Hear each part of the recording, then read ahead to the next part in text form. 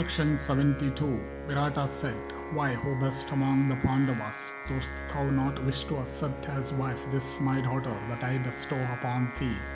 Arjuna said, Residing in thy inner apartments, I had occasion always to behold thy daughter, and she too, alone or in company, trusted me as her father. Well versed in singing and dancing, I was liked and regarded by her. And indeed, thy daughter always regardeth me as her protector. O king, I lived for one whole year with her, though she had attained the age of puberty. Under these circumstances, thyself or other men may not without reason entertain suspicions against her or me. Therefore, O king, myself, who am pure and have my senses under control, beg to thee, O monarch, thy daughter as my daughter-in-law. Thus do I attest her purity. There is no difference between a daughter-in-law and a daughter, as also between a son and son's own self. By adopting this course, therefore, her purity will be proved. I am afraid of slanderous and false accusations. I accept, therefore, O king, thy daughter Uttara as my daughter-in-law, surpassing all in knowledge of weapons, resembling a celestial youth in beauty. My son, the mighty armed Abhimanyu, is the favorite nephew of Vasudeva, the wielder of the discus. He, O king, is fit to be thy son-in-law and the husband of thy daughter. Virata said, It behoveth the best of the Kurus, Dhananjaya, the son of Kunti, who is so virtuous and wise, to say this. O son of Pita, do thou carry out what thou thinkest should be done after this. He that hath Arjuna for the father of his son-in-law, hath all his desires gratified.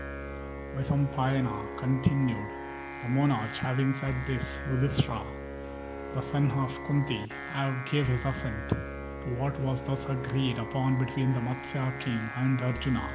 And O Bharata, the son of Kunti, sent invitations to Vasudeva and to all his friends and relatives, and Virata also did the same. And then after the expiry of the 13th year, the 5 Pandavas took up their abode in one of Virata's town called Upaplavya, and Vibhatsu, the son of Pandu, brought over Abhimanyu and Janardana, and also many people of the Vasarha race from the Anartha country, and the king of Kasi and also Savya, being very friendly to Yudhishthira, arrived there, each accompanied by an Akshauhini of troops, and the mighty Drupada also with the heroic sons of Draupadi, and the unvanquished Shikhandi, and that foremost of wielder of weapons, the invincible Dhristadyumna, came there with another Akshauhini of troops. And all the kings that came were not only lords of Akshauhinis, but performers of sacrifices with gifts in profusion to Brahmanas, conversant with the Vedas, endued with heroism, and ready to die in battle. And beholding them arrived that foremost of virtuous men, the king of the Matsyas adored them duly, and entertained their troops and servants and carriers of burdens. And he was highly pleased to bestow his daughter upon Abhimanyu. And after the kings had come there from different parts of the country, there came Vasudeva, decked in floral garlands, and Halayudha, and Kritavarman, the son of Ridika, and Yuyudhana, the son of Satyaki, and Annadrishti, and Akrura, and Samva, and Nishata. And these repressors of foes came there, bringing with them Abhimanyu and his mother. And Indrasena and others, having lived at Dwaraka for one whole year, came there, bringing with them the well-adorned cars of the Pandavas. And there came also 10,000 elephants, and 10,000 cars, and 100 millions of horses, and 100 billions of foot soldiers, and innumerable Vrishni and Andaka and Boja warriors of great energy.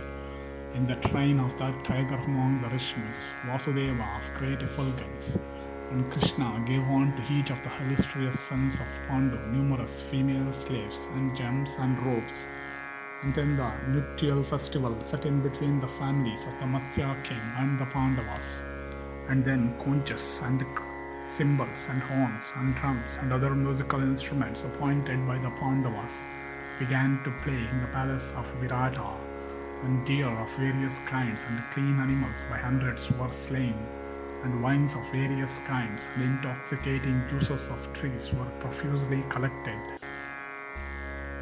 and mimes and bards and encomias versed in singing and legendary lore waited upon the kings and chanted their praises, and the genealogies and the matrons of the Matsyas of symmetrical bodies and limbs and wearing earrings of pearls and gems, headed by Sudeshna, came to the palace where the marriage knot was to be tied. And amongst those beautiful females of fair complexion and excellent ornaments, Krishna was the foremost in beauty and fame and splendor, and they all came there leading forth the princess Uttara, decked in every ornament and resembling the daughter of the great Indra himself. And then Dhananjaya, the son of Kunti, accepted Virata's daughter of faultless limbs on behalf of his son by Subhadra, and that great king Yudhishthira, the son of king who stood there like Indra, also accepted her as his daughter-in-law. And having accepted her, the son of Pita, with Janardana before him, caused the nuptial ceremonies to be performed of the illustrious son of Subhadra. And Virata then gave him as dowry 7,000 steeds, endued with the speed of the wind, and 200 elephants of the best kind, and much wealth also.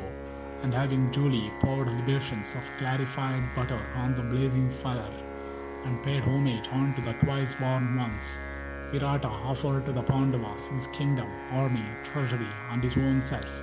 And after the marriage had taken place, Yudhishthira, son of Dharma, gave away unto the Brahmanas all the wealth that had been brought by Krishna of unfading glory.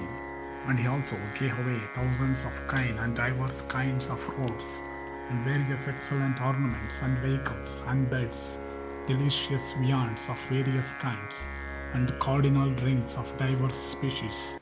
And the king also made gifts of land unto the Brahmanas with the due rights, and also cattle by thousands. And he also gave away thousands of steeds, and much gold and much wealth of other kinds unto persons of all ages. And O bull of the Bharata race, the city of the Matsya king, thronged with men cheerful and well fed, shone brightly like a tiger, like a great festival. Thus ends the 72nd section in the Vaivahika Parva of the Virata Parva.